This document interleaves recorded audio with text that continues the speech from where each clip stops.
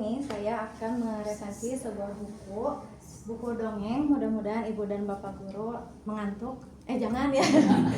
Jadi ini dongeng yang ditulis, jadi buku terjemahan yang ditulis oleh Antoine de gitu ya, itu namanya nggak tahu siapa, Antoine, dengan judul Le Petit Prince. Jadi memang judulnya tetap judul asli tapi ada terjemahannya.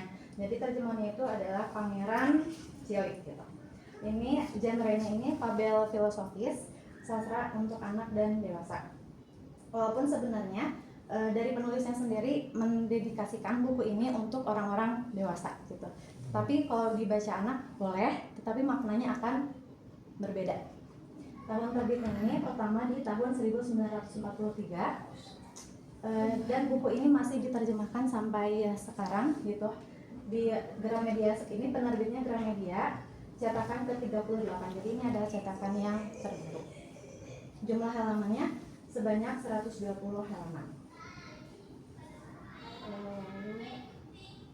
Nah, sebelum masuk ke sinopsis, mungkin saya akan menunjukkan sebuah gambar kepada bapak dan ibu. Mungkin bisa menebak ya, ini gambar apa gitu ya? Aduh, Topi. Udah ya, topi udah beres. Nah, jadi betul jawabannya, tapi salah gitu ya, karena jawabannya itu adalah ini. Ya, jawabannya adalah ular yang sedang memakan gajah. Jadi gajahnya ya di dalam, sebenarnya itu adalah ular boa. Kalau terjemahannya dikatakan ular boa. Nah, jadi awal ceritanya itu memang ada seorang pilot yang terdampar di gurun Sahara. Nah, jadi pilot ini menceritakan kalau dia ini senang menggambar. Ketika kecil senang menggambar, salah satunya adalah gambar yang tadi.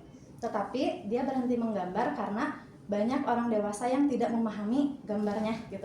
Jadi kayak capek tapi gak ada orang yang ngerti gitu. Akhirnya dia memutuskan untuk menjadi orang dewasa yang serius. Jadi meninggalkan gambaran. Lalu ketika dia di gurun Sahara, dia bertemu dengan seorang anak misterius yang menyebut dirinya Pangeran Kecil. Pangeran Kecil ini berasal dari asteroid kecil bernama B612. Nah, di sana itu hanya terdapat 3 gunung kecil, mawar yang ia rawat, dan tunas-tunas baobab. Nah, tunas-tunas baobab ini yang kalau misalkan dibiarkan tumbuh besar menjadi pohon, itu akan menghancurkan planet. Jadi harus dihancurkan ketika masih bentuknya tunas gitu. Lalu ada mawar yang ia rawat. Nah, mawarnya ini hanya setangkai di planetnya itu hanya ada 1 tangkai yang ia rawat dengan sepenuh hati. Tapi mawarnya ini sering sekali menyakiti gitu ya. Jadi kan ini fabel, jadi mawarnya bisa berbicara gitu ya. Nah, jadi mawarnya ini manja dan sering menyakiti dengan kata-katanya, yang akhirnya membuat pangeran ini bingung dan akhirnya terluka, lalu memutuskan untuk pergi mengembara ke planet-planet yang lain. Nah, ia mengunjungi beberapa planet kecil, masing-masing dihuni oleh 1 orang dewasa. Nah, planet yang pertama yang ia kunjungi adalah planet yang diisi oleh seorang raja gitu. Jadi planetnya itu, setiap planet itu hanya diisi oleh 1 orang dewasa. Nah, yang pertama ini ada raja yang jubahnya itu sampai menutupi seluruh planetnya gitu. Nah, ini menandakan orangnya ini orang yang ingin dihormati walaupun sebenarnya tidak punya apa-apa untuk dipimpin, karena kan tidak ada orang lagi di planet itu. Jadi ketika Pangeran Kecil datang ke planet ini, raja itu langsung, kamu rakyatku, aku memerintahkanmu, kayak gitu. Jadi punya obsesi untuk memerintahkan orang lain. Lalu yang kedua, pangeran pindah ke planet yang berikutnya yang diisi oleh orang yang sombong, yang haus pujian. Nah, di sini gambarnya ini, gambar yang penulisnya buat ini, si orang sombong ini memakai topi. Terus ketika ditanya sama pangeran, kenapa pakai topi, topinya bagus banget gitu. Ya memang aku pakai topi ini agar dipuji oleh orang lain. Nah, ini menunjukkan orang yang hidup dari validasi dan ingin dipuji. Lalu yang ketiga diisi oleh pemabuk yang terjebak dalam rasa malu. Nah, ini orang, jadi ketika datang itu orangnya itu sedang minum gitu. Lalu ditanya, kenapa kamu minum? Dijawab, aku minum karena untuk melupakan rasa malu. Malu karena apa? malu karena aku minum gitu. Jadi kayak berputar-putar. Nah ini adalah orang yang terjebak dalam masalah sendiri. Lalu ada seorang pengusaha yang pekerjaannya itu menghitung, tapi menghitungnya itu menghitung bintang, yang mana bintang kan tidak bisa dimiliki ya. Nah ini adalah orang yang mengukur hidup hanya dengan kepemilikan. Jadi dia itu hanya mengklaim, oh itu punya aku gitu.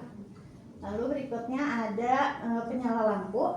Nah orang ini di planetnya itu bergerak cepat, tapi semakin bergerak cepat planet, maka dia juga bekerjanya semakin cepat, jadi menyalakan lampu di planet itu. Nah ini adalah orang yang berdedikasi tapi lupa pada dirinya sendiri. Lalu ada ahli geografi yang mencatat dunia tanpa pernah menjelajahinya. Jadi dia mencatat hanya berdasarkan orang-orang yang datang ke planetnya sendiri. Nah terakhir pangeran itu datang ke bumi. Di bumi kan tadi bertemu dengan siapa? Pilot. Nah di bumi juga dia melihat ribuan mawar. Ternyata mawar itu bukan hanya ada di planetnya, tapi di bumi malah lebih banyak. Nah si pangeran ini sedih sekali karena mengira mawarnya tidak lagi istimewa, karena ternyata ada banyak di bagian planet yang lain gitu. Lalu setelah melihat mawar, dia bertemu dengan rubah yang mengajarkannya hal yang penting. Jadi rubah ini berkata kepada pangeran untuk menjinakkan. Jadi jinakan aku, kata rubah itu. Apa sih menjinakkan itu? Kata pangeran. Menjinakkan itu adalah membangun ikatan dengan waktu dan kesetiaan, katanya gitu. Terus rubah juga mengajarkan yang paling penting itu tidak terlihat oleh mata. Nah dari sana pangeran itu sadar kalau mawarnya memang mawarnya itu istimewa yang di planet sana. Mawarnya itu istimewa bukan karena bentuknya, tapi memang karena pangeran sendiri yang merawatnya dengan waktu dan kasih sayang yang ia berikan. Berikutnya, nah karena ini fabel filosofis ya, jadi memang banyak sekali pesan moral yang ingin disampaikan oleh penulis, khususnya ini itu adalah kritik sosial terhadap cara berpikir orang-orang dewasa gitu.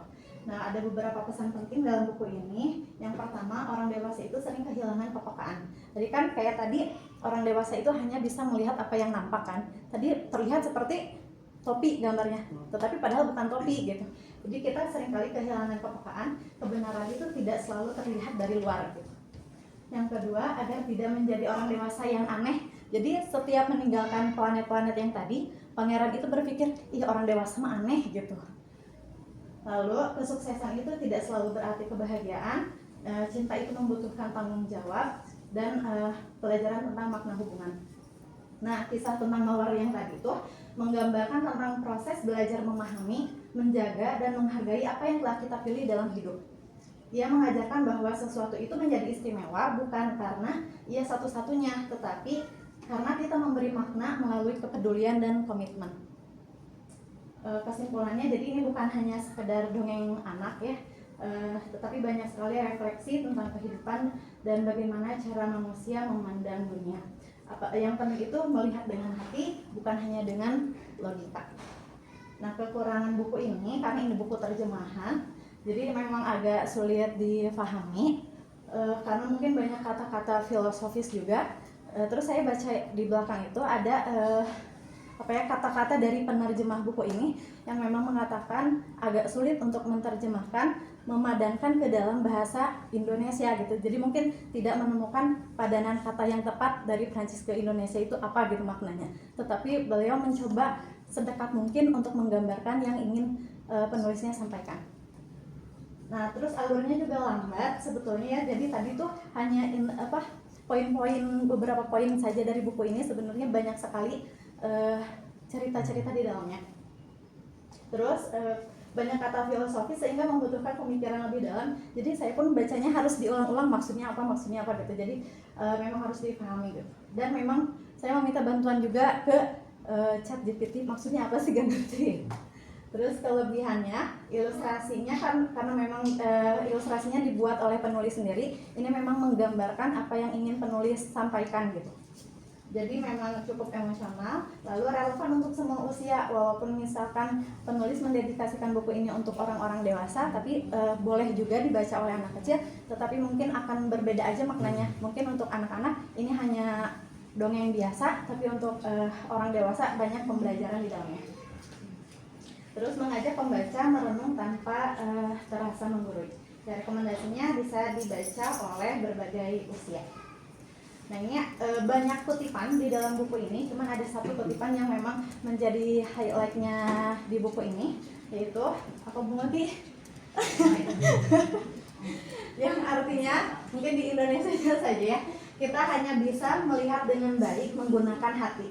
Yang paling penting tidak terlihat oleh mata. Jadi banyak hal yang kita hanya bisa pahami bukan apa yang terlihat, tapi yang kita rasakan. Mungkin uang terlihat, mungkin apalagi yang terlihat ya, ya soalnya sesuatu hal yang terlihat, mungkin itu kita seringkali itu berharga gitu ya, tetapi kita melupakan apa yang berharga seperti misalkan kepedulian, kesetiaan, dan lain-lain. Seperti itu, terima kasih. Assalamualaikum warahmatullahi wabarakatuh.